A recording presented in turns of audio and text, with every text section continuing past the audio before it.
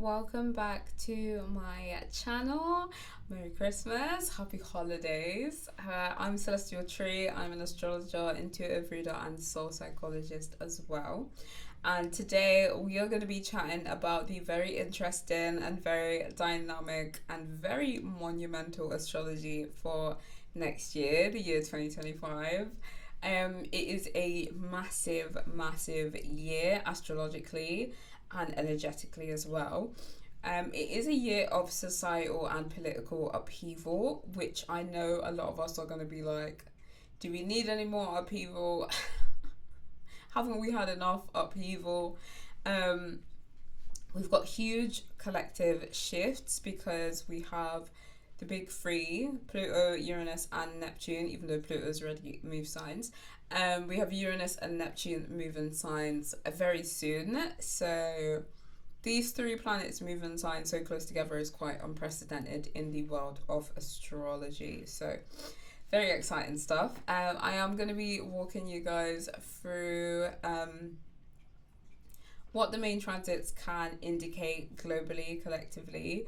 And then sometime in the beginning of Jan, I will give you guys your 2025 horoscopes for each sign at maybe the 3rd of Jan is where that video might go up. So we're going to talk about how those energies of the main transits of 2025 are going to be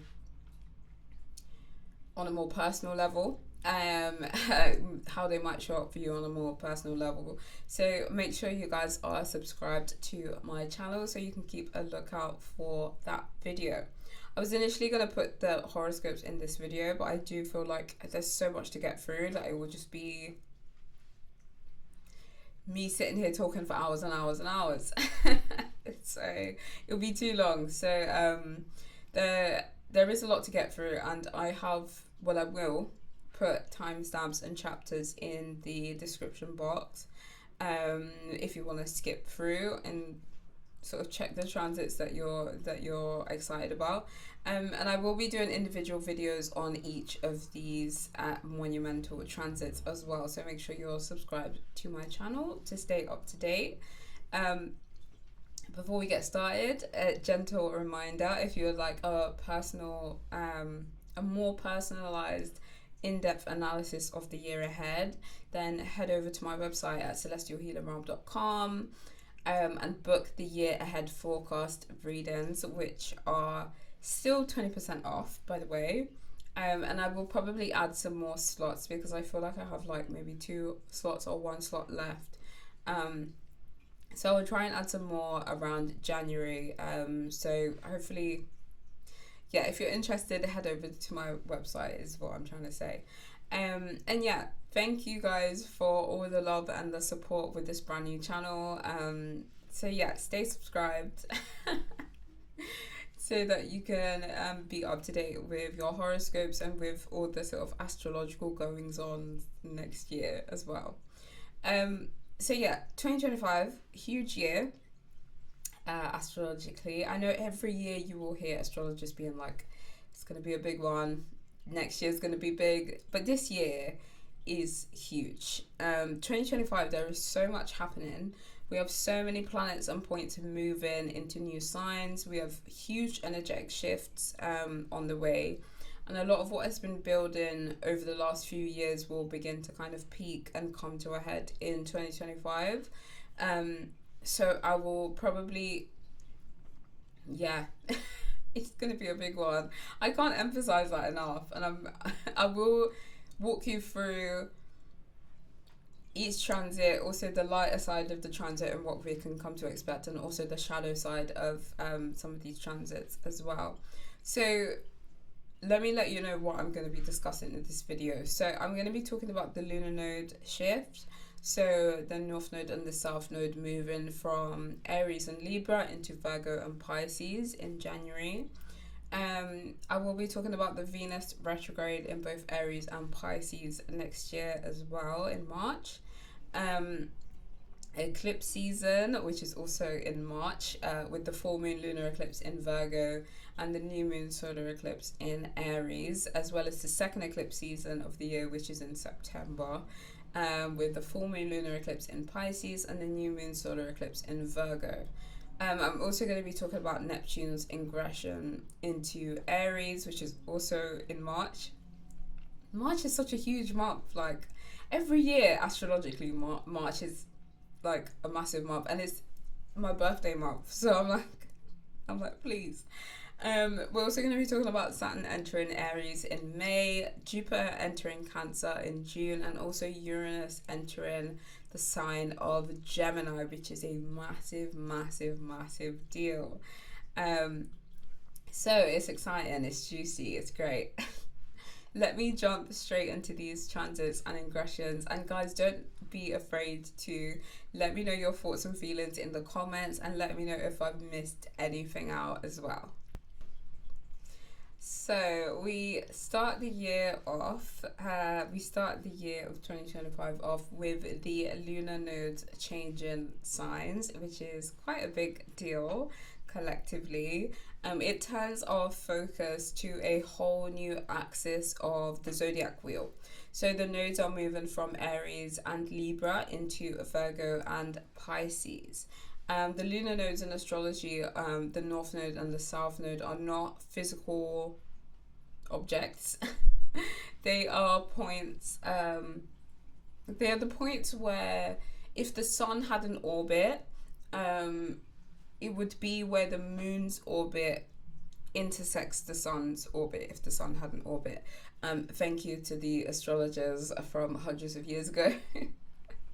Yeah, every planet has nodes. Every planet's orbital path would intersect where the sun would be if it had an orbital path. But the lunar nodes are the most commonly used in astrology. They're the nodes that are most commonly used in astrology. So that's why when you pull your birth chart, it will automatically include the lunar nodes. And the north node kind of looks like a horseshoe, and then the south node kind of looks like an upside down horseshoe. And they both relate to each other, but they both mean different things. So the north nodes represent the polarity of life.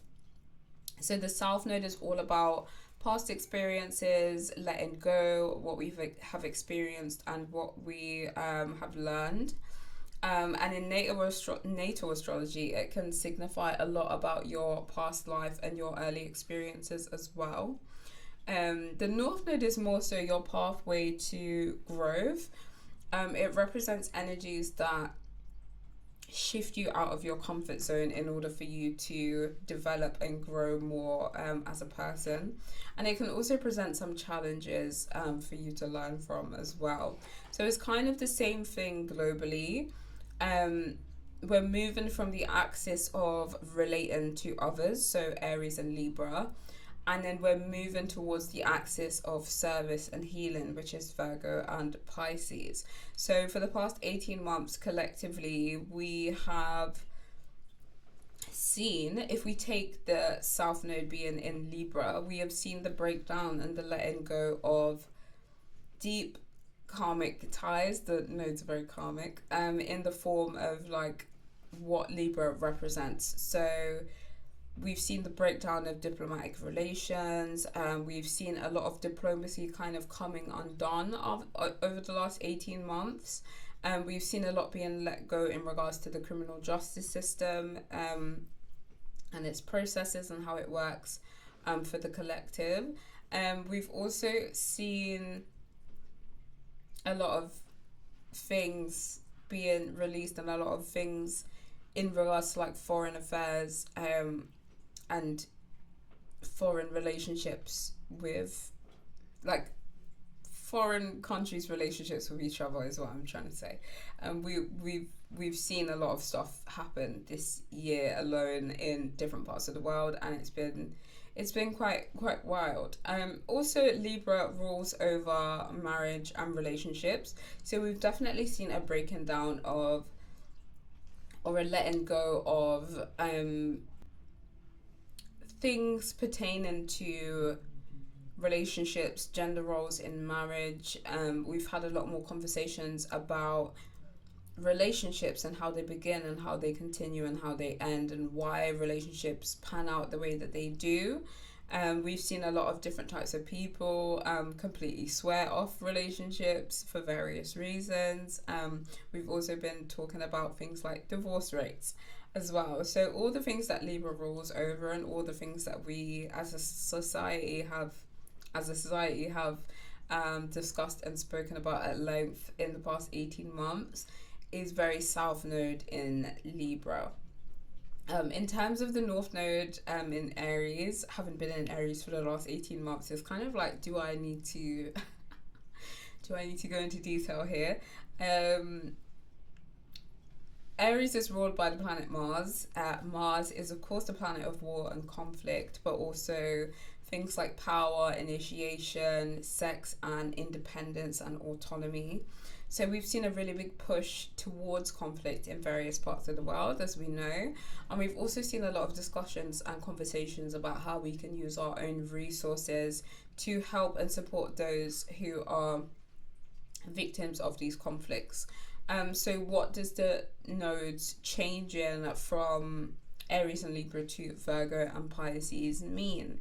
So the South Node heading into Virgo could indicate a shift in conversations around healthcare, public health, pets, animals, animal rights, trade unions, workers and workers' rights as well, the fitness industry as well, and national service. So like Army National Service.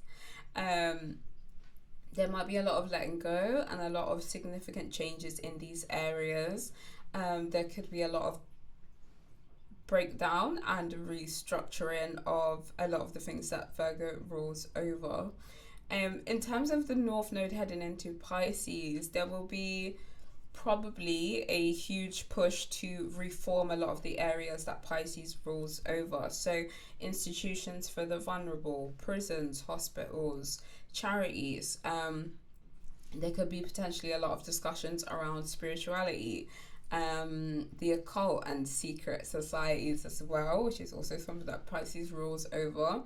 So from January 28th onwards, I would say do take note of the news and social media and look out for conversations and changes in these areas of the human experience.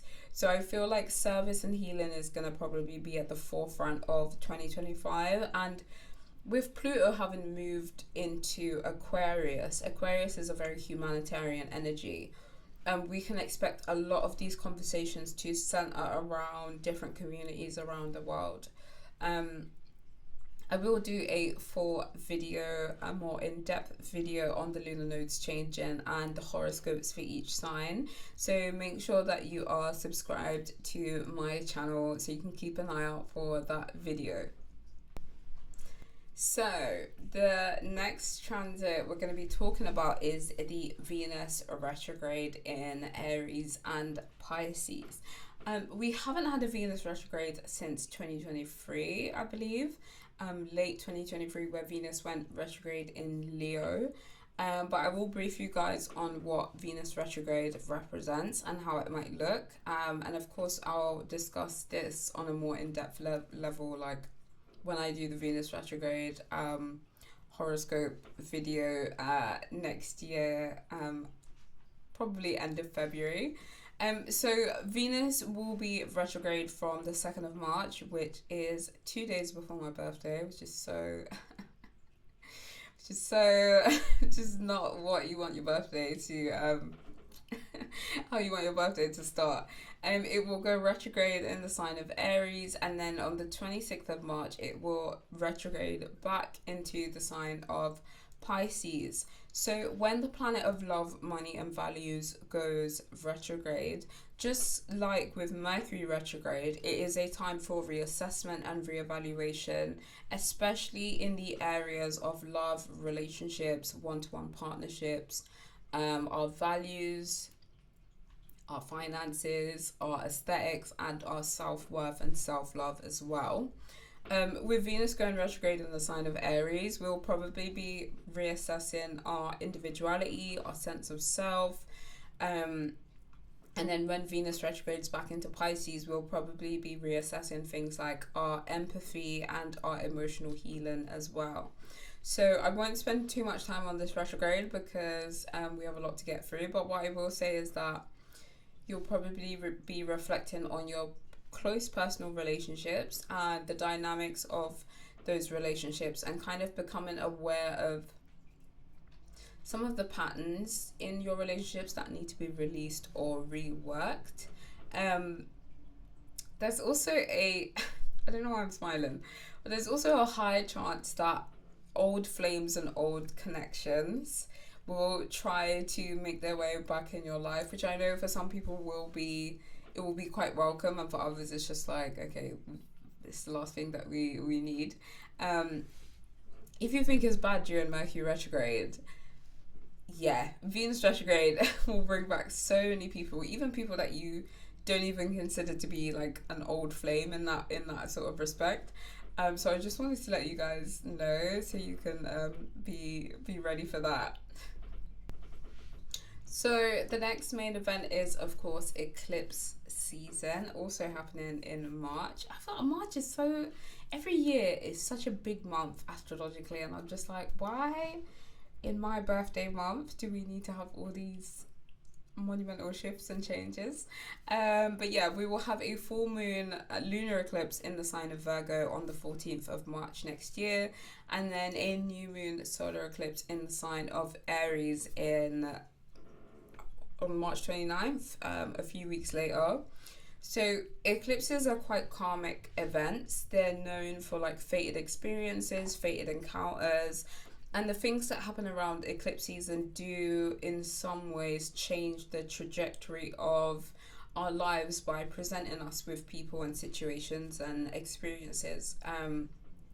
So the way in which these things that happen and their significance around eclipse season will obviously vary depending on where Virgo and Aries rule in your natal chart.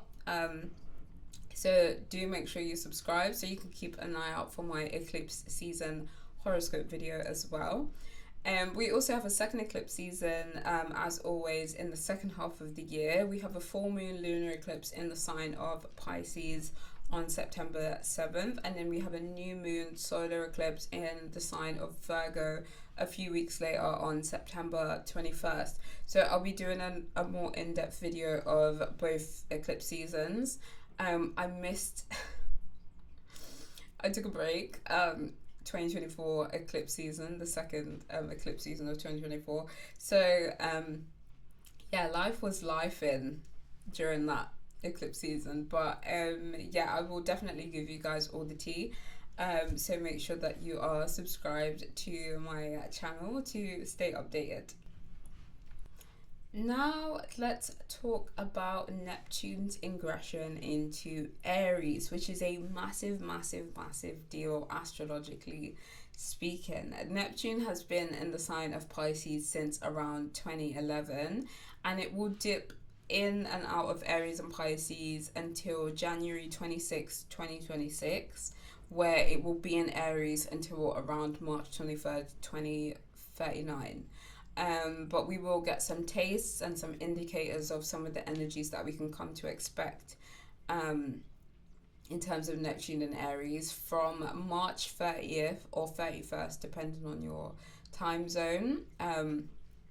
March 30th, 2025 until October 22nd, 2025, where it will retrograde back into Pisces for the last time until January 2026. Astrologers have been writing about Neptune in Aries, I want to say, for the last 4 years. So it's a really big deal. So why is this significant?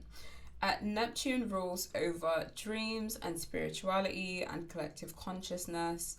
So its move into Aries will spark a global change and even a personal change as well. It kind of signifies this big monumental shift or new beginning in regards to our collective identity. It will almost revolutionize the way that we see ourselves collectively. and how we take action and how we view things like spirituality and the metaphysical as well. Neptune is all about the dissolution of boundaries. It encourages us to see the world through a lens of oneness and a lens of compassion. The energy of Aries is all about initiation and action and courage. So this taster will show us how we can kind of take our spiritual ideas and our spiritual beliefs and apply them in the real world with action and courage as well. If you think about like shifts in political ideologies and shifts in social movements, shifts in leadership, we could see new leadership, we could see new social movements, we could see more compassionate leadership and more compassionate social movements that are centered around things like equality, collective freedom, personal freedom, and unity as well. But how that plays out in the real world, like these are just ideas. How that actually plays out in the real world is going to be where Neptune actually challenges us. Aries is the beginning of the zodiac. It is the sign of new beginnings. So this marks a huge new beginning that everybody will probably feel globally.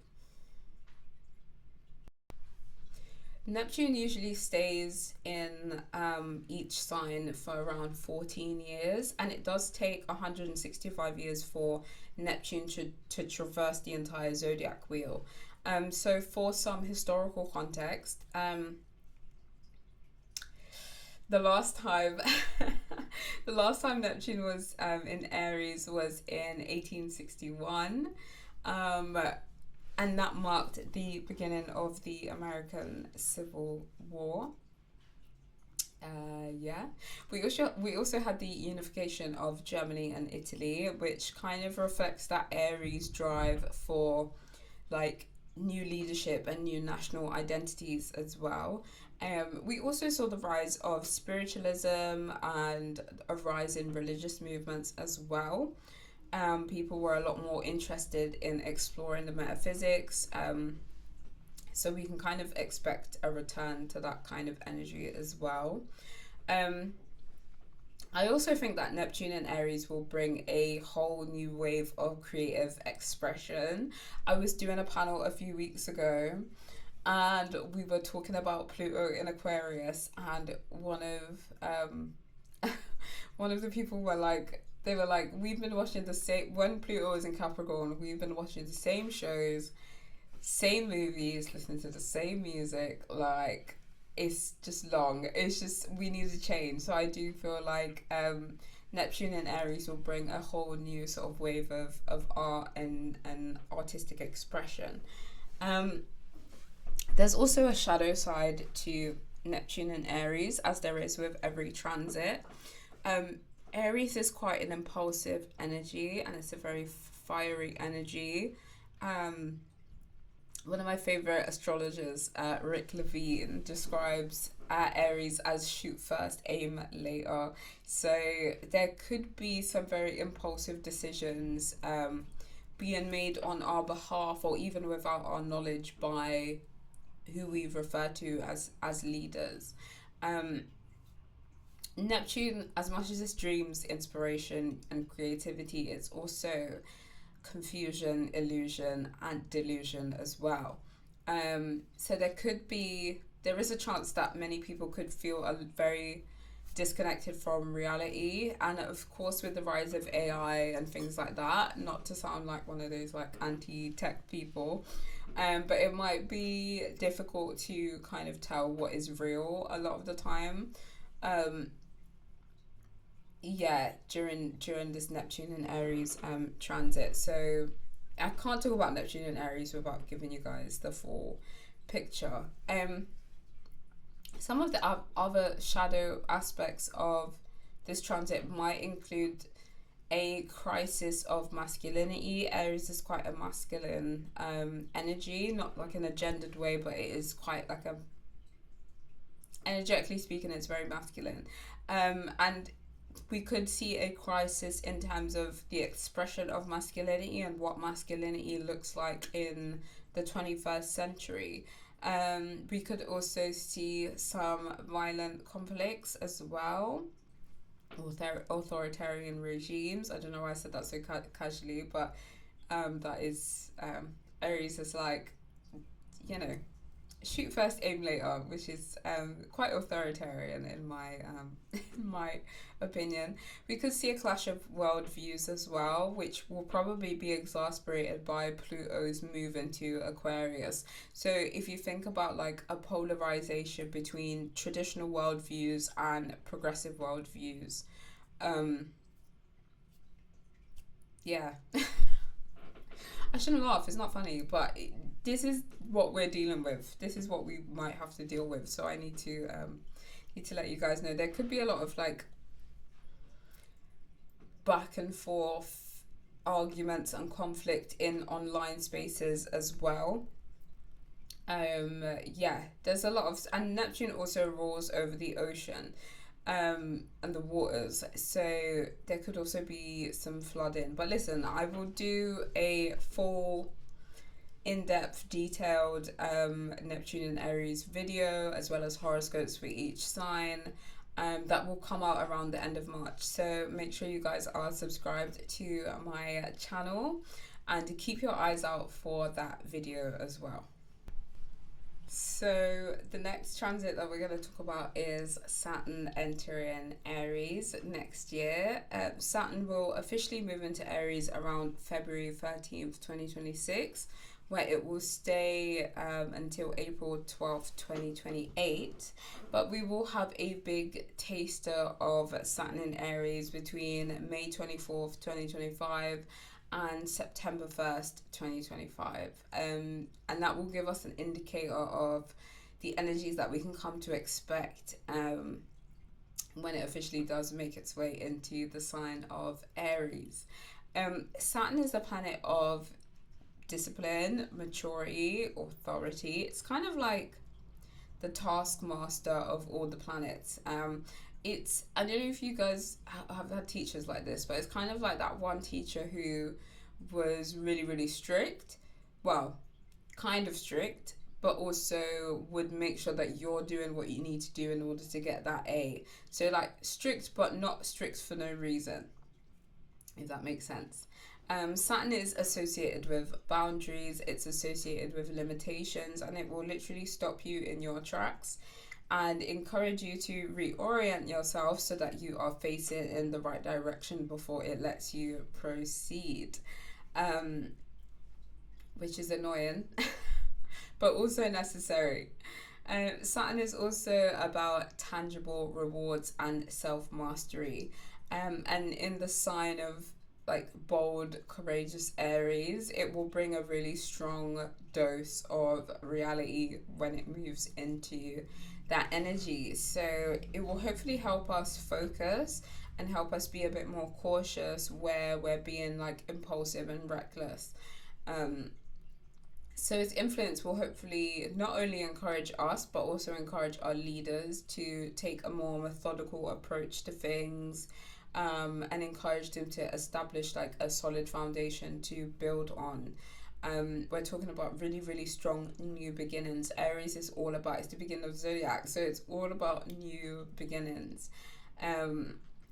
This transit will also make sure that we are, and I say make sure because we're talking about Saturn, it will make sure that we are reshaping how we view authority and how we see leadership and what leaders should be doing and what we view to be good leadership is what I'm trying to say. There could also be some tensions between our individual needs as a collective, not as a collective, our individual needs and our autonomy on an individual level versus our collective responsibility. And hopefully we'll also be thinking about how we can tangibly reform structures and reform systems in order to make sure that it's working for the betterment of all and not just a select few. I'm thinking about Saturn in Aries alongside Pluto and Aquarius. I feel like that's kind of like a conflict of interest there in some way. I will do a full video on Saturn in Aries sometime in May, so make sure you guys are subscribed to my channel. And keep an eye out for that video because I will be including horoscopes for each sign as well. So now let's talk about, this is probably my favorite thing happening next year. Jupiter is going into the sign of Cancer, which is going to be super beneficial, and I'm actually welcoming this transit with open arms, if I'm being honest. Jupiter is exalted in Cancer. It loves being in Cancer, and it will be there from June 9th 2025 all the way to June 30th 2026. So Jupiter is the great benefic. It is the planet of abundance, expansion, growth, and optimism.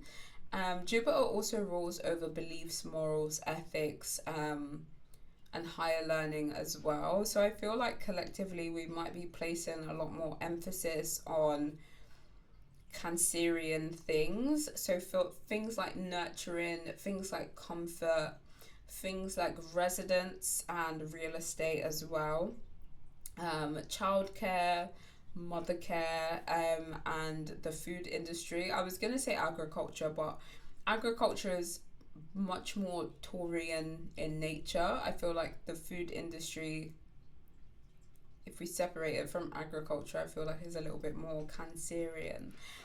So we might be hearing a lot about traditions and roots and people speaking more openly and more freely and more compassionately about their heritage, which is a beautiful thing.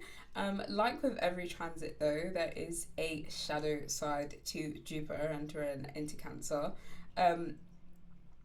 Sometimes Jupiter has the tendency to go overboard and over exaggerate and do too much, essentially. And some of the darker elements of that Cancerian energy might also be exaggerated as well.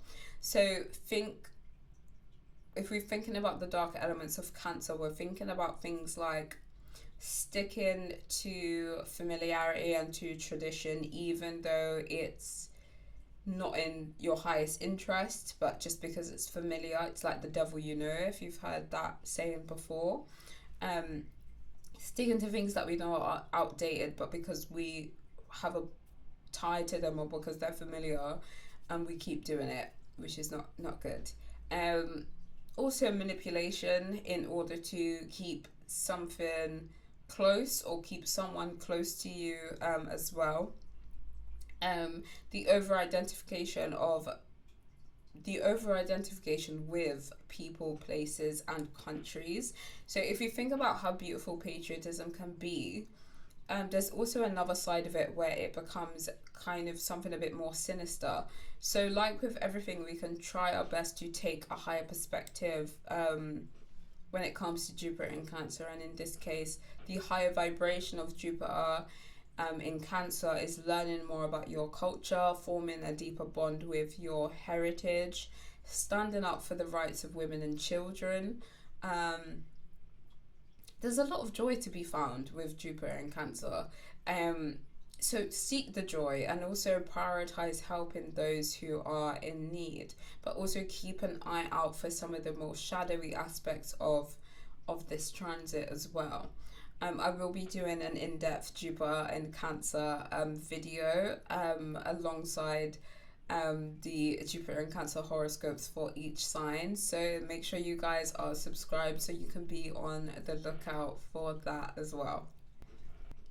So the last major transit of 2025 is of course happening right in the middle of the year, and that is Uranus, which is a heavy hitter in astrology, briefly moving into the sign of Gemini.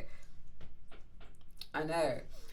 This is such a massive deal, but I want to talk about the dates first because that's important. So Uranus will move into Gemini around July 7th, 2025 until November 8th, 2025, giving us kind of like a taster or an indication of what energies we can come to expect from 2026 onwards. Then it will move back into Taurus in November. And then it will officially move into the sign of Gemini, where it will stay until August 2032. I was trying to say that.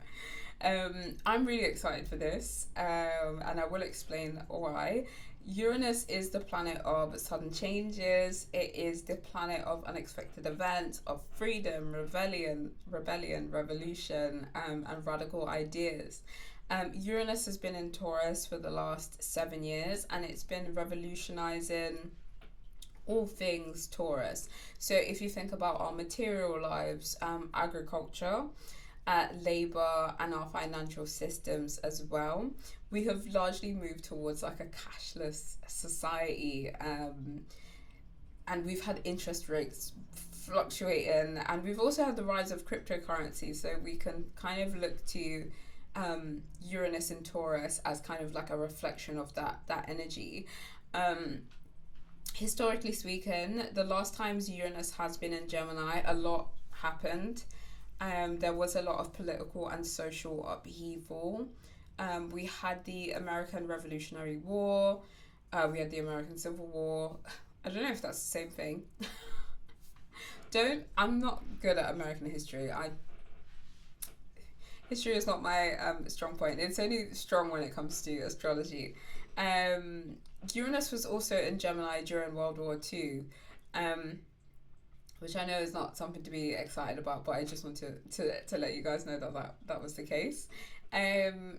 We also had huge technological shifts when Uranus was last in Gemini. We had shifts in communication technologies like the telegraph. Commercial television became really popular, and the telescope as well. So we can kind of come to expect some rapid developments and disruptions, and a reshaping of Gemini industries. So everything from communications, transportation, education. I like how data security, and also the media as well. So keep your eyes peeled between July 7th and November 8th, 2025, and take note of any developments or sudden changes that you see or hear about, especially if it pertains to technology and communication and transportation as well. So that is all for today, guys. If I did horoscopes with this video, it would have been so long. But remember to like this video and subscribe to my brand new YouTube channel to stay updated throughout the upcoming year. I hope everybody has an amazing end to their year and an amazing Christmas. I will be back after Christmas to give you guys your horoscopes for the new moon in Capricorn. And also follow me on TikTok and Instagram. They're both linked in the description box below. And do leave a comment.